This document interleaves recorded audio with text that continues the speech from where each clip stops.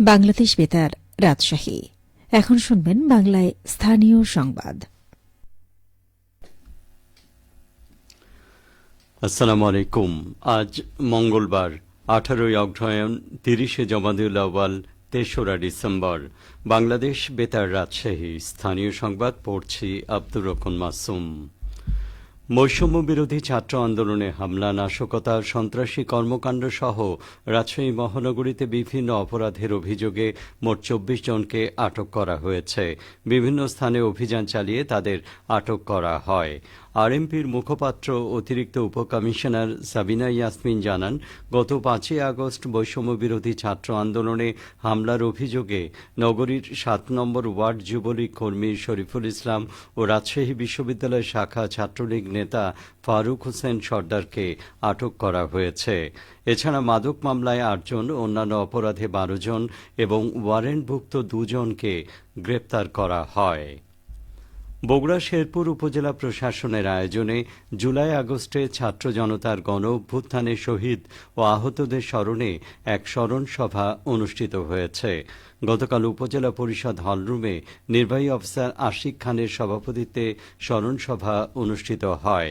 এ সময় বক্তব্য রাখেন বিএনপির কেন্দ্রীয় কমিটির সদস্য ও সাবেক উপজেলা chairman K M Mahbubur Rahman Harez, উপজেলা বিএনপির সভাপতি ভিপি শহীদুল ইসলাম বাবলু, উপজেলা জামায়াতের আমির সাবেক উপজেলা চেয়ারম্যান আলহাজ মাওলানা দবিবুর রহমান। বক্তারা জুলাই আগস্টে ছাত্র জনতার গণ অভ্যুত্থানে শহীদ ও আহতদের কথা মনে রেখে আগামী রাষ্ট্র ব্যবস্থা গঠনের তাগিদ দেন। নওগাঁর মান্দা উপজেলার সতীহাটে সরকারি উন্নয়ন প্রকল্পে রাস্তার নির্মাণ কাজ চলছে। গতকাল কাজের গুণগত মান পরিদর্শন করেন উপজেলা নির্বাহী অফিসার শাহ আলম মিয়া। প্রকল্পে তদারকি প্রতিষ্ঠান উপজেলা প্রকৌশল অধিদপ্তর জানায়, ক্রেতা বিক্রেতা জনসাধারণের দুর্ভোগ নিরসনে সতীহাটের রাস্তাটি আরসিসি ঢালাই করা হচ্ছে। হাটের উন্নয়ন তহবিলের টাকায় 3টি প্রকল্পের মাধ্যমে কাজটি বাস্তবায়ন করা হচ্ছে। এতে ব্যয় ধরা হয়েছে 6 লাখ টাকা। প্রকল্প পরিদর্শনকালে বিভিন্ন স্থানীয় রাস্তা, কালভার্ট ও ধর্মীয় প্রতিষ্ঠানের চলমান উন্নয়ন প্রকল্পের খোঁজ খবর নেন উপজেলা নির্বাহী অফিসার। নওগাঁয় জেলা প্রশাসন ও সদর উপজেলা প্রশাসনের উদ্যোগে শুরু হচ্ছে কৃষি ঋণ মেলা। আজ বেলা 11টায় সদর উপজেলা পরিষদ চত্বরে মেলার উদ্বোধনী অনুষ্ঠানে প্রধান অতিথি হিসেবে নওগাঁ জেলা প্রশাসক মোহাম্মদ আব্দুল আওয়াল উপস্থিত থাকার কথা রয়েছে।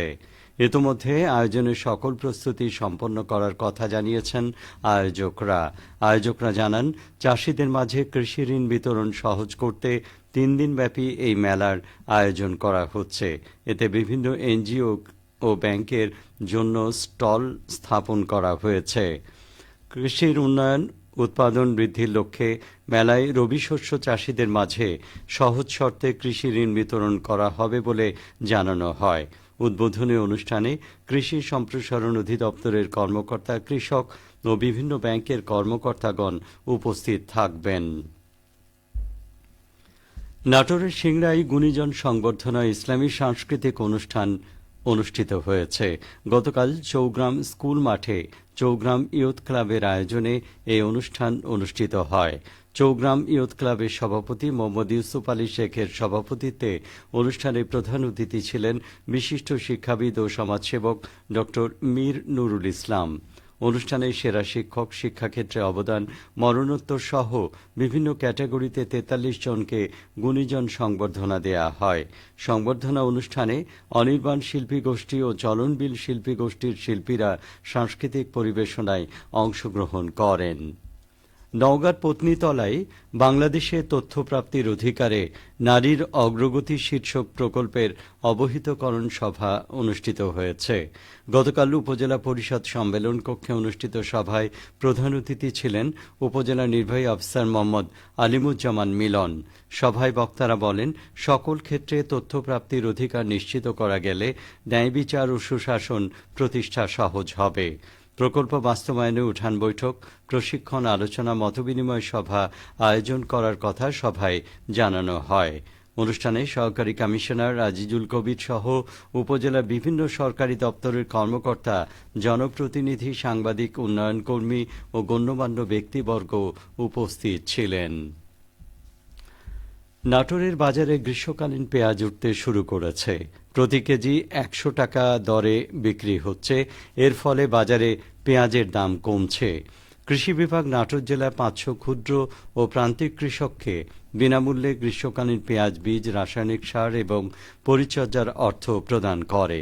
কর্মসূচির আওতায় প্রত্যেক কৃষকের ১ বিঘা করে জমিতে গ্রীষ্মকালীন পেঁয়াজ চাষে ১ কেজি করে বীজ, ১০ কেজি করে ডিএপি, এমওপি সার এবং পরিচর্যার অর্থ প্রদান করা হয়। এসব উপকরণ বাবদ ১৬,৪০,০০০ টাকা প্রদান করা হয়। কৃষি সম্প্রসারণ অধিদপ্তর নাটোর জেলা কার্যালয়ের উপপরিচালক মোহাম্মদ আব্দুল ওয়াদুদ জানান, সরকার পেঁয়াজের সংকট মোকাবেলায় পদক্ষেপ গ্রহণ করে প্রণোদনা প্রদান করে। প্রতি বিঘা জমিতে ১০০ মণ করে পেঁয়াজ পাচ্ছেন কৃষকরা। এর সুফল হিসেবে বাজারে পেঁয়াজের দাম কমতে শুরু করেছে। সবশেষে আবহাওয়া। আজ সকাল ৬টায় রাজশাহীতে তাপমাত্রা ছিল ১৪.৮ ডিগ্রি সেলসিয়াস। এই সময় বাতাসে আর্দ্রতার পরিমাণ ছিল ৯১%।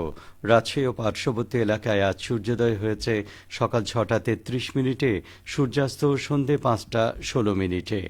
সংবাদ শেষ হলো।